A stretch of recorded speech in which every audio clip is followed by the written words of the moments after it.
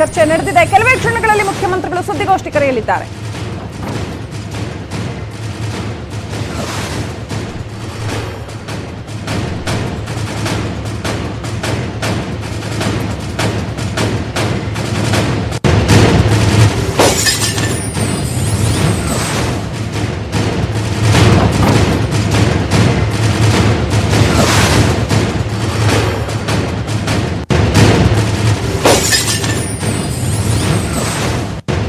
Lockdown 4.0 ಸಡಿಲಿಕೆ ಕುರಿತಾಗಿ ಈಗಷ್ಟೇ ಅತ್ಯಂತ ಮಹತ್ವದ ಸಭೆ ಮುಗಿದಿದೆ. ಅಧಿಕಾರಿಗಳು ಸಚಿವರುಗಳ ಜೊತೆ ಮುಖ್ಯಮಂತ್ರಿಗಳು ನಡೆಸಿರ್ತಕ್ಕಂಥ ಸಭೆ ಮುಗಿದಿದೆ. ಇನ್ನೇನು ಕೆಲವೇ ಕ್ಷಣಗಳಲ್ಲಿ ಮುಖ್ಯಮಂತ್ರಿಗಳ ಸುದ್ದಿಗೋಷ್ಠಿ ಆರಂಭ ಆಗತ್ತೆ.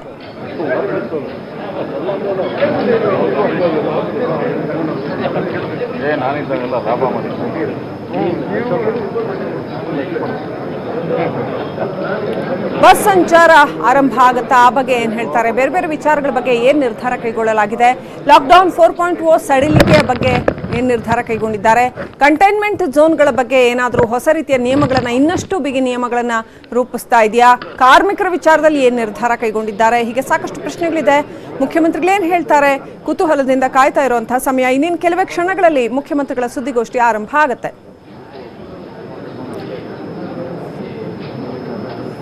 ಈಗಷ್ಟೇ ಸಚಿವರುಗಳು ಅಧಿಕಾರಿಗಳ ಜೊತೆ ಸುಮಾರು 1.5 ಗಂಟೆ ಮುಖ್ಯಮಂತ್ರಿಗಳು ಚರ್ಚೆ ನಡೆಸಿದ್ರು.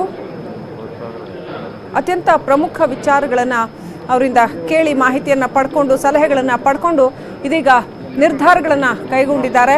ಅದನ್ನ ಅನೌನ್ಸ್ ಮಾಡ್ತಾರೆ ಇನ್ನೇನು ಕೆಲವೇ ಕ್ಷಣಗಳಲ್ಲಿ.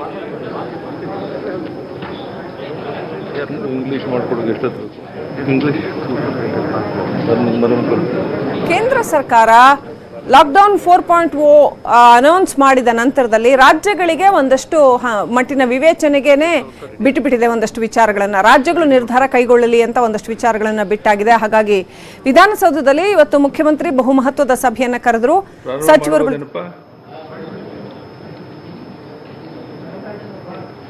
ಲಾಕ್ಡೌನ್ 4ನೇ ಹಂತದಲ್ಲಿ ಕೇಂದ್ರ ಸರ್ಕಾರ ಹೊರಡಿಸಿರುವಂತಹ ಮಾರ್ಗಸೂಚಿಗಳ ಹಿನ್ನೆಲೆಯಲ್ಲಿ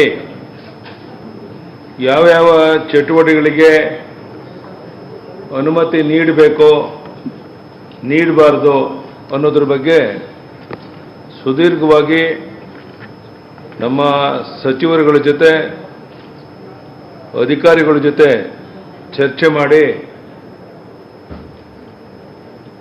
ಒಂದು ತೀರ್ಮಾನವನ್ನು ತಗೊಂಡಿದ್ದೇವೆ.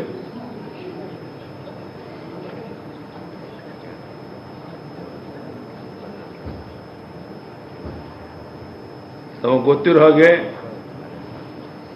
ಲಾಕ್ಡೌನ್ 31 ಮೇವರೆಗೆ ಮುಂದುವರಿಯುತ್ತೆ.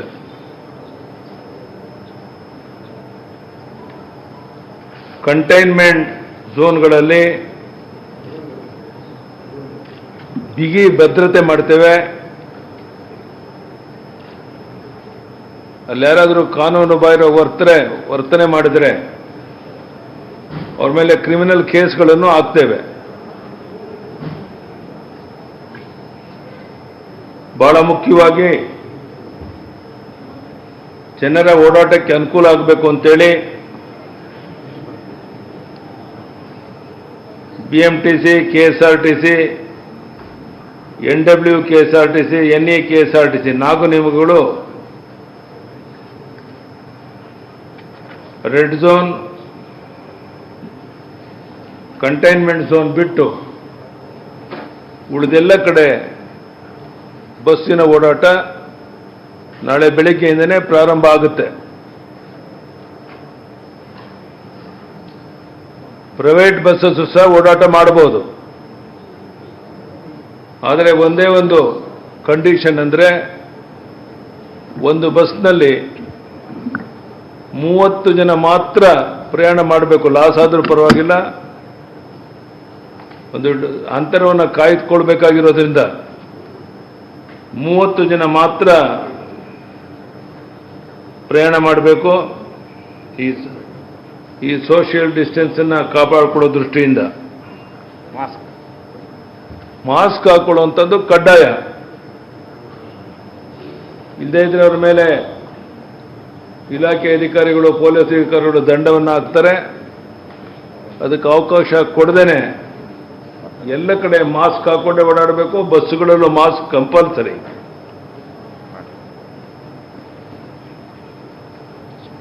ಹೊರ ರಾಜ್ಯದಿಂದ ಬರೋರಿಗೆ ಹಂತ ಹಂತವಾಗಿ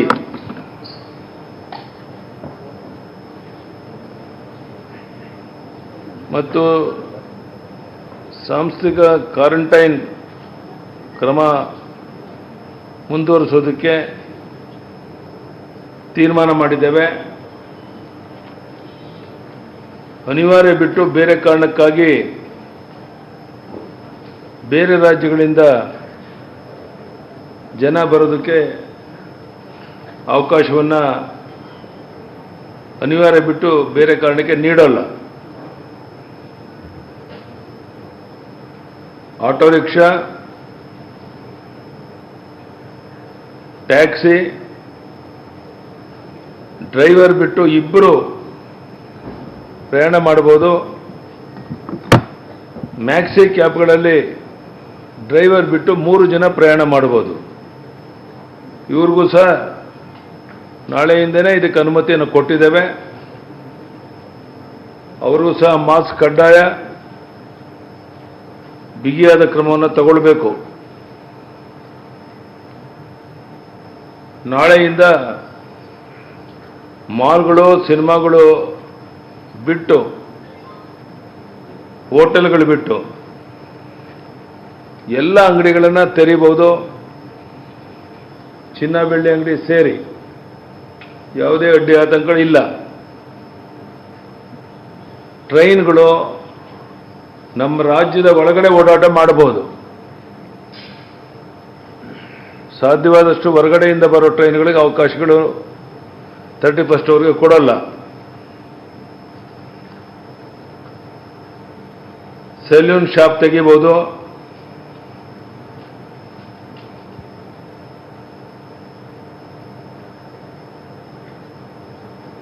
ನಾನೀಗಾಗಲೇ ಹೇಳಿದಂತೆ ಪ್ರತಿ ಭಾನುವಾರ ಕಂಪ್ಲೀಟ್ ಲಾಕ್ಡೌನ್ ಇರುತ್ತೆ. ಭಾನುವಾರ ಯಾವುದೇ ಅಂಗಡಿಗಳು ತೆರೆಯಾಗಿಲ್ಲ, ಜನ ಓಡಾಡೋಗಿಲ್ಲ, ಕಂಪ್ಲೀಟ್ ರೆಸ್ಟ್ ಆ ದಿವಸ. ಇದಿಷ್ಟು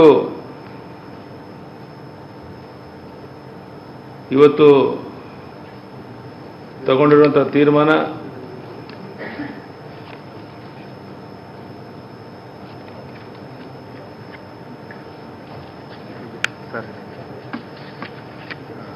ಪಾರ್ಕ್ಗಳಲ್ಲಿ ಬೆಳಗ್ಗೆ 7 ಮತ್ತೆ ಪಾರ್ಕ್ಗಳಲ್ಲಿ ಬೆಳಗ್ಗೆ 7ರಿಂದ 9ವರೆಗೆ, ಸಾಯಂಕಾಲ 5ರಿಂದ 7 ಗಂಟೆವರೆಗೆ. ಅದು ಕಬ್ಬನ್ ಪಾರ್ಕ್ ಇರ್ಬೋದು, ಲಾಲ್ಬಾಗ್ ಇರ್ಬೋದು, ಇಲ್ಲಿ ಎಲ್ಲ ಪಾರ್ಕ್ಗಳಲ್ಲಿ ಓಡಾಟ ಮಾಡೋಕ್ಕೆ ಅವಕಾಶವನ್ನು ಕಲ್ಪಿಸಲಾಗಿದೆ.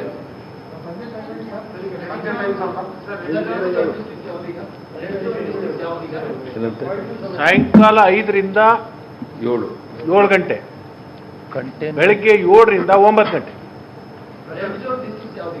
ರೆಡ್ ಝೋನ್ ಅದು ಪ್ರತ್ಯೇಕವಾಗಿ ಆರೋಗ್ಯ ಇಲಾಖೆ ಮಾಡುತ್ತೆ. ಇದು ಕಂಟೈನ್ಮೆಂಟ್ ಝೋನ್ ಅಲ್ಲ, ರೆಡ್ ಝೋನ್ ಅನ್ನ ಆರೋಗ್ಯ ಇಲಾಖೆಯವ್ರು ನೋಡಿ ಮಾಡ್ತಾರೆ. ಕಂಟೈನ್ಮೆಂಟ್ ಝೋನ್ ಬಿಟ್ಟು ನಾವು very particular about containment zone. ಅಲ್ಲಿ ಬಿಗಿ ಬಂದೋಬಸ್ತ್ ಮಾಡಿದ್ರೆ, ಉದಾಹರಣೆಗೆ ಕಾರವಾರ ಜಿಲ್ಲೆ ಭಟ್ಕಳ ಸಂಪೂರ್ಣ ಕಂಟೈನ್ಮೆಂಟ್ ಝೋನ್ ಆಗುತ್ತೆ. ಉಳಿದ ಯಾವುದೇ ತಾಲೂಕು ಅಪ್ಲೈ ಆಗೋದಿಲ್ಲ. ಹಾಗೇನೆ ಕೆಲವು ಏರಿಯಾಗಳಲ್ಲಿ ಹೆಚ್ಚು ಕೋವಿಡ್ ಪೇಷಂಟ್ಸ್ ಏನು ಜಾಸ್ತಿ ಆಗಿದ್ದಾರೆ, ಅದು ಮಾತ್ರ ಕಂಟೈನ್ಮೆಂಟ್ ಝೋನ್. ಬೆಂಗಳೂರು ಸೇರಿ ನಾನು ಹೇಳ್ತಾ ಇರುವಂಥದ್ದು. ಎಲ್ಲ ಕಡೆ ಓಡಾಡ್ಬೋದು.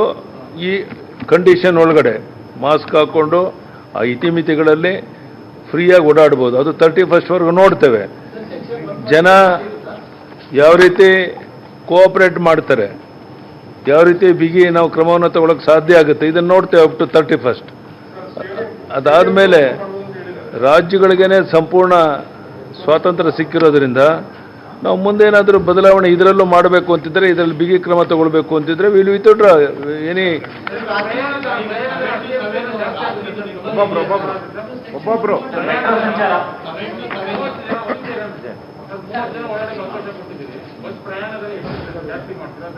ಜಾಸ್ತಿ ಮಾಡಲ್ಲ, ಆ ಲಾಸನ್ನು ನಾವೇ ತುಂಬಿಕೊಡ್ತೀವಿ. ಬಸ್ ಚಾರ್ಜನ್ನು ಸದ್ಯಕ್ಕೆ ಬಸ್ ಚಾರ್ಜನ್ನು ಜಾಸ್ತಿ ಮಾಡೋದಿಲ್ಲ, ಲಾಸ್ ಆಗುತ್ತೆ ನನಗೆ ಗೊತ್ತಿದೆ. ಅದನ್ನು ಸರ್ಕಾರ ಅದನ್ನು KSRT ನಮ್ಮ ಇದಕ್ಕೆ ತುಂಬಿಕೊಡುತ್ತೆ. ಸರ್ ಈಗ ರಾತ್ರಿ 7 ಗಂಟೆಗೆ ಸರ್ ರಾತ್ರಿ 7 ಗಂಟೆಯಿಂದ ಬೆಳಿಗ್ಗೆ 7 ಗಂಟೆವರೆಗೂ ಬಸ್ ಓಡಾಡಲ್ಲ ಅಂದ್ರೆ ಬಸ್ಸಸ್ ಇರುತ್ತಾಗಲ್ವ ಸರ್ ರಾತ್ರಿ ಬಸ್ ಇರೋದಿಲ್ಲ, ಇರಲ್ಲ KSRTC ಬಸ್ ಇರೋದಿಲ್ಲ, ಇಲ್ಲ date time Day only. time ಮಾತ್ರ. ಅಲ್ಲಣ್ಣ, ಬೆಳಗ್ಗೆ 7 ಸಾಯಂಕಾಲ 7 ಗಂಟೆಯಿಂದ ಬೆಳಿಗ್ಗೆ 7 ಗಂಟೆವರೆಗೂ ಕಂಪ್ಲೀಟ್ ಕರ್ಫ್ಯೂ ಇರುತ್ತೆ ಅಂದಮೇಲೆ ಪ್ರಶ್ನೆನೇ ಉದ್ಭವ ಆಗಲ್ಲ. ಭಾನುವಾರ ಸರ್, ಭಾನುವಾರ ಏನೂ ಇರೋಲ್ಲ ಚಟುವಟಿಕೆ. Including all buses, taxi, auto rickshaw ಸಬ್. ಭಾನುವಾರ ಆಟೋ ರಿಕ್ಷಾ, ಬಸ್ಸು, ಅಂಗಡಿಗಳ ತೆರೆಯುವಂಥದ್ದು ಯಾವುದೂ ಇರಲ್ಲ. Complete lockdown. ಹೋಟೆಲ್ಗಳಲ್ಲಿ ದೊಡ್ಡ ಪ್ರಮಾಣದಲ್ಲಿ ಪಾರ್ಸಲನ್ನು ಕೊಡುವಂಥದ್ದು ಪ್ರಾರಂಭ ಆಗಬೇಕು. ಯಾವುದಾದ್ರೂ ಹೋಟ್ಲುಗಳು ಪಾರ್ಸಲ್ ಕೊಡೋದು ನಿಲ್ಲಿಸಿದ್ರೆ ಅವ್ರಿಗೆ ನಾವು ವಾರ್ನ್ ಮಾಡ್ತೀವಿ. ಯಾಕೆಂದರೆ ಜನರಿಗೆ ಒಳ್ಳೆಯ ಆಹಾರಗಳನ್ನು ಸಿಗಬೇಕು ಹೊರಗಡೆಯಿಂದ ಬಂದವ್ರಿಗೆ. ಹೋಟೆಲ್ ನಾವು ತೆಗಿತಾ ಇಲ್ಲ. ಹಾಗಾಗಿ ಹೋಟೆಲ್ಗಳಲ್ಲಿ ಪಾರ್ಸಲ್ ವ್ಯವಸ್ಥೆಗೆ ಸಂಪೂರ್ಣ ಸ್ವಾತಂತ್ರ್ಯ. ಅವರು ಒಳ್ಳೆ ರೀತಿ ಆ ವ್ಯವಸ್ಥೆಯನ್ನು ಚೆನ್ನಾಗಿ ಮಾಡಬೇಕು ಅನ್ನೋ ವಿನಂತಿಯನ್ನು ಹೋಟೆಲ್ ಮಾಲೀಕರಲ್ಲಿ ನಾನು ವಿನಂತಿಯನ್ನು ಮಾಡ್ತೇನೆ.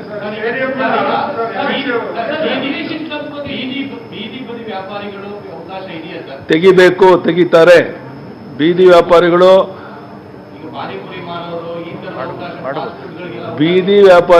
ಬಾಗಿಲುಗಳನ್ನು ತೆರೀಬಹುದು.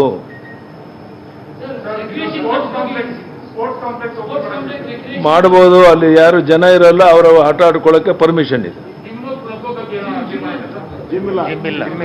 ಜಿಮ್ ಇದುವರೆಗೂ ಪರ್ಮಿಷನ್ ಇಲ್ಲ. 31st ಆದ್ಮೇಲೆ ಯೋಚನೆ ಮಾಡುದು. ಈಗ ನಾನು ಹೇಳಿದ್ನಲ್ಲಣ್ಣ, ಅದು ಬಿಟ್ಟು ಇನ್ಯಾವುದೂ ಇಲ್ಲ.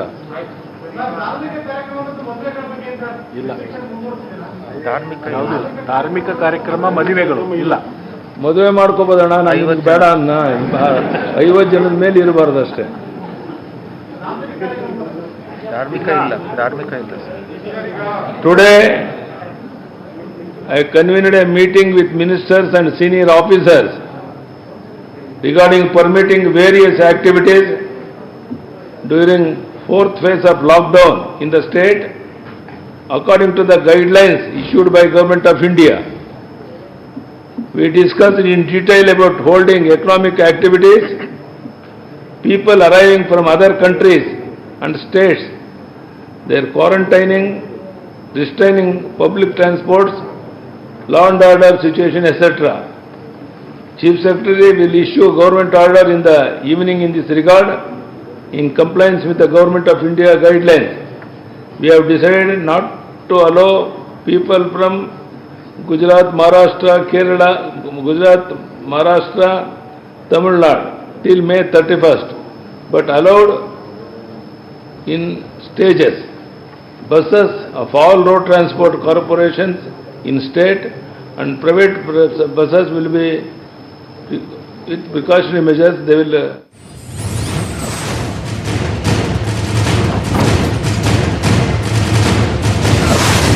4.0 ಅಂತಂದ್ರೆ ಇವತ್ತಿನಿಂದ ರಾಜ್ಯದಲ್ಲಿ ಜನರ ಲೈಫ್ ಸ್ಟೈಲ್ ಹೆಂಗಿರುತ್ತೆ ಅಂತ ರಾಜ್ಯ ಸರ್ಕಾರ ಒಂದಿಷ್ಟು ಗೈಡ್ಲೈನ್ಸ್ ಕೊಟ್ಟಿದೆ. ಅಲ್ಲಿಗೆ ಮೇ 31ರವರೆಗೂ ರಾಜ್ಯದಲ್ಲಿ ಲಾಕ್ಡೌನ್ ಕಂಟಿನ್ಯೂ ಆಗುತ್ತೆ. ಅದರಲ್ಲಿ ದ ಸ್ಮಾರ್ಟ್ ಲಾಕ್ಡೌನ್